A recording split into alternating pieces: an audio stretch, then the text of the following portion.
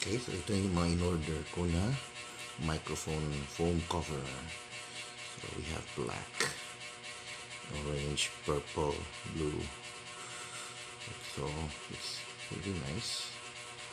Tama naman ang tapal. Wala akong microphone dito pero I think it's a very good one. Ang medyo reklamo ko lang dito is medyo na hawa yata ito. Tatabi kasi maybe ewan ko ano nangyari, pero so far okay naman ang product.